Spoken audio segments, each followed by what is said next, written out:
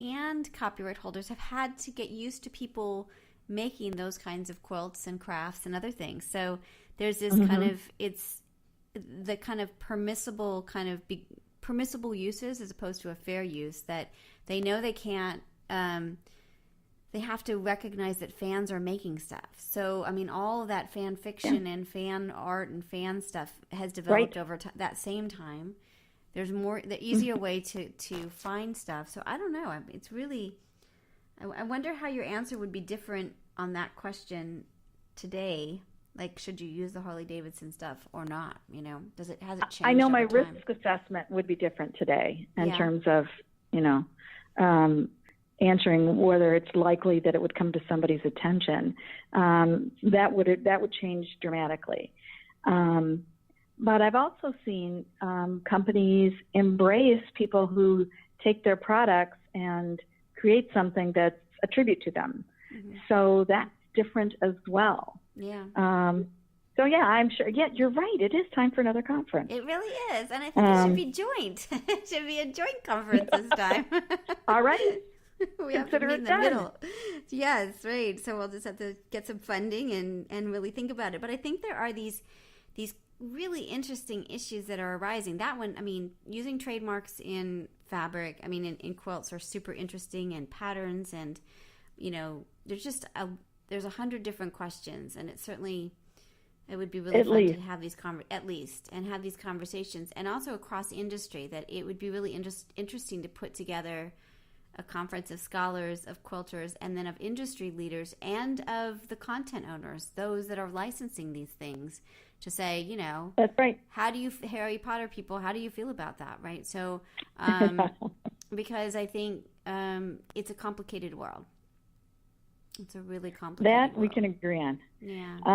I do think it, you know, I don't know if you recall, but one of the things that I talked about in the article that I wrote so very long ago was protection for people who create patterns and sell patterns, and limitations they try to put on those who purchase the patterns, right, in terms of what they can do with it.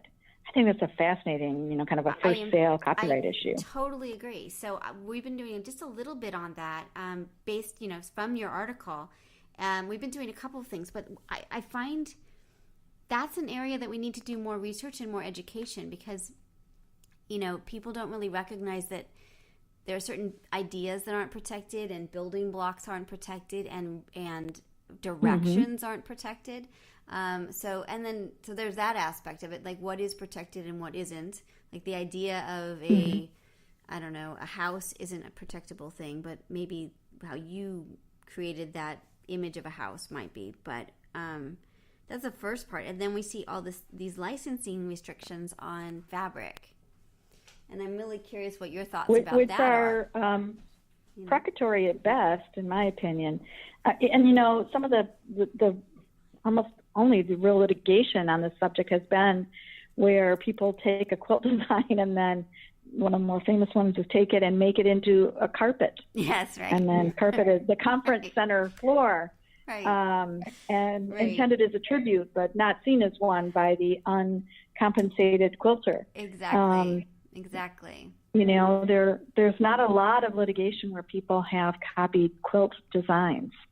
Very little. Right. It's kind of interesting, isn't it? So, yeah, and what, I mean, first sale doctrine, which we'll talk more about and explain, but basically when you buy something, you buy a book, you can, you know, sell that book without permission. You own the physical property. Right. You can't duplicate it, but you own that, and that's sort of the end of the chain of title. You own it. You can pass it along. You can lend it.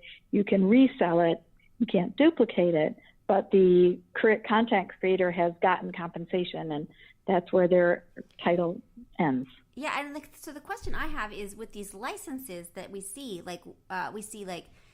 for personal use only, or you can use it but nobody else can. That's one of my favorite ones. You know, I think that, you know, you have to think about for sale. Like you can't make a digital copy of it and send it to all your friends. But right. There are, I mean, those are very silly sometimes. And so I'm curious to sort of see at what point, you know, where does first sale doctrine apply, and when does your restriction, your 106 rights apply? Like that relationship of creating a derivative work versus first sale doctrine when it comes to patterns. I'm not sure how clear that is. I'm curious if you have any thoughts about that part. I have to say I'm mulling it over as my part 2 quilt article because cool. I think there's an interesting comparison there. Is it a sale of a pattern, right, or is it a license of a pattern, somewhat like a software license? Right. I don't know. And if you buy, right, I don't understand. Yeah. I really don't know. So I want you to write the article. So okay, here are my that. questions. So this is the thing I've been struggling with a lot. So I buy a pattern.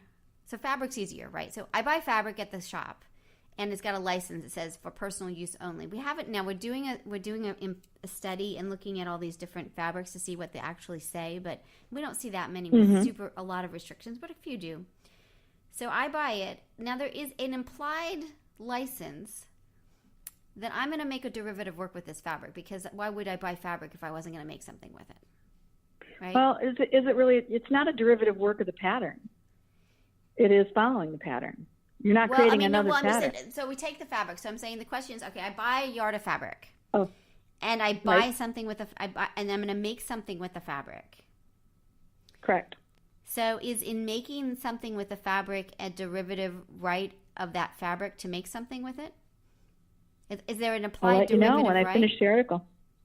I mean, my inclination is no. It's a tool, and you're using it as it was intended for use. You're right. You're incorporating it as the creator of that fabric intended. So no. Okay. So then that fabric gets licensed to JCPenney, to a company that's going to sell, bedding to JCPenney's.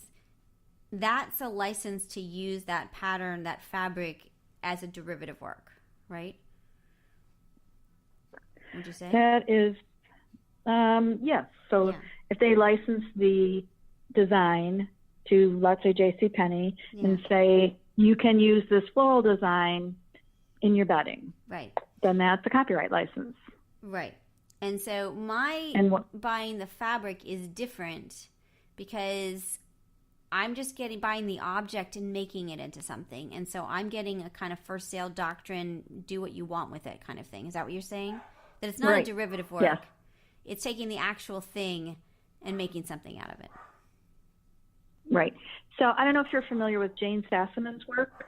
No, tell me about it. You know Jane? Mm-mm. So if I had to say the two people who rocked my world when it comes to quilting are Laura Wazalowski and Jane Sassaman. And they remember me and know me because I stalked them like a high school girl and, the captain of the football team. It was embarrassing. So when I saw their work, it was the first sort of art quilting that I'd really seen, and I couldn't sleep when I saw it. That's really cool. And Jane Sassaman's work is one of her quilts is one of the 100 best American quilts that was picked, I think, at the turn of the century. Very cool. Anyway, she also makes gorgeous fabric with really unusual designs, and she has had situations where the designs for fabric. Obviously, I bought lots of her fabric and made I think they're beautiful quilts out of it because she has such great fabric. But she found that another clothing manufacturer was not buying her fabric and making clothing, but in fact copying the pattern of the fabric and making clothing. Yeah. And that is copyright infringement. That is copyright infringement. That makes sense. So, and that's what some of the cases are that we've been seeing, like the polka dot cases and some other stuff where fabric designers swipe other fabric designers. And so they're reproducing or copying parts of a design without permission. That one seems kind of straightforward to me, right? Like that you shouldn't do that. Right. And obviously there's sort of spaces of like, is a polka dot protected or not and all that kind of stuff. So you get into all kind of the detail of like, did I really copy or not? Or, I didn't know about that one or whatever, access or whatever. So I get that totally. I guess the question I have is, okay, I buy some fabric. I buy some Star Trek fabric or Star Wars fabric. Star Wars fabric. And yes, I've seen your quilts. Right, exactly. And I make a quilt, and that's totally okay, right? I made a quilt. I bought the fabric. It was legit. There wasn't any kind of illegal fabric market. I guess maybe there is, but there's no fabric. No, you bought properly licensed fabric. Yes, and I made it. So then I gave it to PILF for auction. You have any problem with that? No, I don't. I don't either. Okay, then this is now hypothetical because I only made one. But let's say they all loved it so much that they said, can you make more of these and sell them in the lobby at the law school? So let's say I did. Do you have any problem with that? I'm still buying the fabric. I don't. No. Right. Okay. I don't have any problem with that. And what if I'm selling it on Etsy? Does it change if I go to Etsy? You go, girl. I don't have any problem with that either. Me either. Okay. And then the only time, it seems like the moment that's bad is if I somehow have like a whole bunch of people does it matter how many people are making, like if I'm buying, like if I find like a great deal on the fabric and now I'm employing middle schoolers, all except of course there's other issues with that. But let's say that I'm employing a whole bunch of people to make these quilts. Still okay? Mm-hmm. At what point technically, I think it's still okay. Yeah, I think so too, because I'm buying the fabric, but when we talked earlier about risk assessment, yeah, that's when someone starts to care. Right. And so what we're seeing, though, which is the other part of my project, is that, like, that's what I'm really interested on the content owner side, because what we're seeing is, like, the Star Trek case and Warner Brothers that just settled with the Voldemort movie, that, you know, you have to get to a pretty significant stage at this moment economically. There's a critical mass, I think. There's a tipping point. Yeah. And, you know, I think most quilters will never reach that. Yeah. But, now, you know, it's when people decide to commercialize it in a big, significant way. Super interesting, right? And I think that's different than the early 2000s. I think our world is really different than at that point. Yes, absolutely. I think that, you know, maybe some for good, some for bad. Some for good, some for bad. Yeah. So, okay. So I think one of the things that I think is interesting, when I wrote that article, one of the things that I was so interested in was why quilting did not rise to the same level of protection of other art forms. Yeah. And I didn't look into it as much as I wanted, but to me, it was very interesting that something that had once been almost exclusively female in terms of, you know, an activity, and something that had once been very communal in nature, literally people came together to socialize, and perhaps one of the only acceptable forms of society for some people, to make these quilts. And at some point that turned, and quilting became an individual activity, and ownership of individual patterns and products became more interesting. But I found that if you had somebody who painted, even a woman who painted a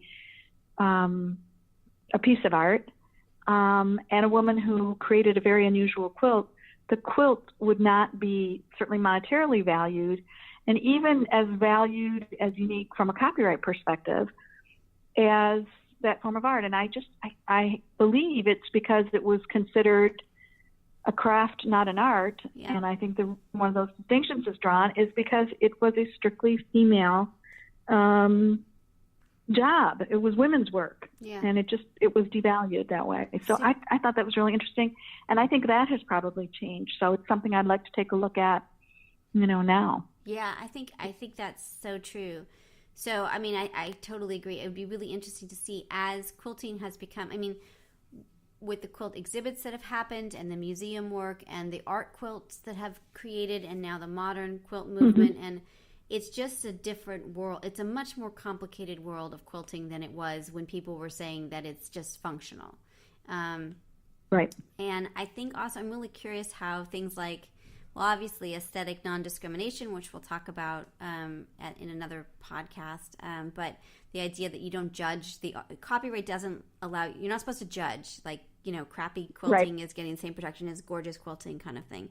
But I'm really also curious about Stars Athletica, because it seems like it moves us to a new space of thinking like